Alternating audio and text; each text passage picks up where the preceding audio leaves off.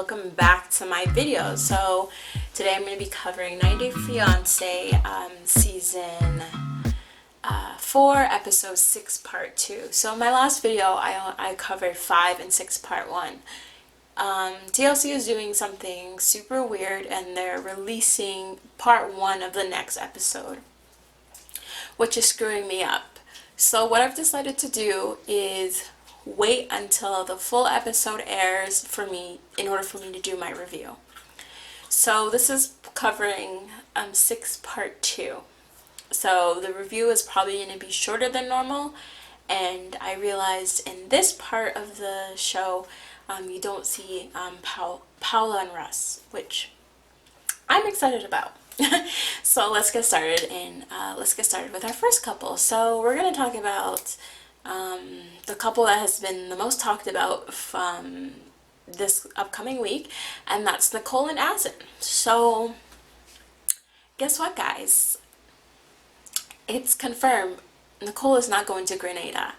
And I could have told Nicole that. I feel like TLC could have told Nicole that. I feel like Nicole's family could have told her that. She's not going. She's not going to Grenada. And Asin called her the day before she was going to go to inform her that he had a family emergency, but not like an extreme family emergency when I would assume if someone like were to die or to be on their deathbed, but it's some type of family emergency that he has to be there. And I'm just like, I rolled my eyes at this because Nicole is like full on delusional. She doesn't understand that like Asin doesn't want her. Asin wants her money, but Asin doesn't want her, and it's really clear to me, everybody else, to her family, to the world, that Asin doesn't want her. And I don't know, she's very delusional. I sometimes feel like Nicole's the type of woman that would pick a man before her child. I don't know if she's missing feeling loved or something, but not only can you find a man in the States, you can find someone who actually wants to be with you. Asin does not want to be with you. And if he would have canceled on me, I would have been like, okay, sucks to be you, but I'll be in Grenada. I'll be in Grenada with me and my daughter, maybe my dad. It's gonna kind of turn into a family trip. We're gonna have a great time. I don't think because he's not going that they should cancel the whole thing, especially if your tickets are not refundable, your accommodations are not refundable, anything you paid for in advance is not refundable. Then, unfortunately, I'm going to have to go. If it's just me and my daughter, I'm going to have to go. Because that's, once again, more money wasted. It's at least cheaper to travel to Grenada from the States versus South Korea. I can't even imagine how much money she spent on all those tickets. Anyways, it's just kind of like, I'm at the point where I'm almost done feeling sorry for her because she's so delusional. I think in the beginning, she really did love him and he maybe liked her, but I feel like at this point, he uses her and stuff. There should be no reason why a man his age has no full-time job and is not working to take care of his fiance and his daughter. That shouldn't be the case. He's an able-bodied man. But that's the case and she's willing to accept it, but they're not getting married. I feel like the only time Asin has to see Nicole is when she makes her way to Morocco, where he has no choice. So that's it with them. Next we'll talk about, let's do Andre and Elizabeth. So there's something wrong with Andre, and I don't know if he's delusional too, like Nicole, or is he just he believes in magic and luck, because it's been a while now that they've been in their apartment paying rent now, and Nicole is complaining that they're barely making enough for rent, which I was like, cry me an ocean because you were living rent free and you guys decided to pay rent. You decided to give your money to some stranger when your family was there to make sure that you were good and you didn't have to pay nobody, owe nobody money. But you decided to. You and your husband decided to. So this wasn't like, oh, I was forced to, I felt pressure. No, you and your husband decided to do that, so it is what it is. I appreciate that she's very humble and she's very realistic, but still sucks to be you. Andre, on the other hand, he's put up ads on Craigslist or whatever. It's been a couple days and he hasn't had any job. So he is delusional in the sense that he thinks that I'm gonna be bombarded with different people wanting my service to the point that I'll be able to support my wife and family like it's nothing. And I'm just like, that's awfully confident of you when it's been a couple days and you haven't heard of anything. So, and with like a Craigslist or like what we have in Canada, Kijiji, your listing, as new ones go up, your listing goes down. So I'm sure someone should have asked for your services by now. Anyways, he's under the impression as he drinks his beer that like, why is she fretting? Everything's gonna be okay. And I sometimes hate when guys do that, when they're just like, chill, it's gonna be cool, it's gonna be, like, there's nothing to indicate that it's gonna be cool. You haven't worked a steady job, you haven't worked any of these handyman jobs, you haven't brought in any money, so I don't understand how I'm supposed to magically forget all that and kind of be like, oh yeah, he's got it. Especially because Elizabeth is pregnant, and she's working, and she's kind of, I don't know, feeling a little bit of resentment towards Andre because she was by his side thinking like, this is the right thing, this is what I should do, stand by my man. And now she's kind of regretting that. She brings up the fact that he should go and talk to her father about getting a job. As I'm not surprised, he turns that down. He's like, no way in hell I'm dealing with your father, because he's gonna look at my work and he's not gonna like what I'm doing and blah blah blah blah blah. All I hear is excuses. Until that were to happen, then I can understand. But you don't know what it's like working for him. Especially if you're that confident in your handyman work, you should have no problems working in a construction environment. But yeah. So she's starting to feel it, and he's delusional, and unless he like finds some type of full-time job, they're gonna struggle. And they're like one of the dumbest couples, because you're not gonna have me living in a house with a backyard, pool, everything, rent-free. All I need to do is clean up and maintain the place for me to go and live somewhere and be paying other people's rent and other people's mortgage and stuff like that. So it is what it is, sis. So next I'm gonna go into Pedro and Chantel. So Pedro is living his best life in the Dominican. He's been there for a couple days. He gets a call from Chantel and they start talking. And it's so hilarious because Chantel's like, hey baby, like, I miss you. And Pedro's like, yeah, me too. And I'm just like, oh, that is so awkward when someone says something like that and you don't actually mean it and you just say it to say it. But like, I don't know why Chantel's not picking up on these cues, because if I'm telling my man I miss you, like, there should be a quick I miss you too, or me too, or something. There should be no like pause and like him looking up to the sky for answers before he answers me. So they kind of start arguing, and she blurts out that she is coming to Dominican. He told her that he didn't want her to come, so you don't have to tell me twice. If you don't want me there, I'm not gonna be there, because if I'm there, it's only gonna start problems. So he was honest, and he told her, like, I don't want you to be here. I'm like spending time with my family. And she was like, well, I'm coming. So okay. The thing is, Chantal, you know that it's, first of all, only been a couple days. So this is not like, honey, it's been 2 weeks, I miss you. It's only been a couple days. He's wanting to relax and enjoy himself. He has told you that he doesn't want you to be there, but you're forcing yourself upon him.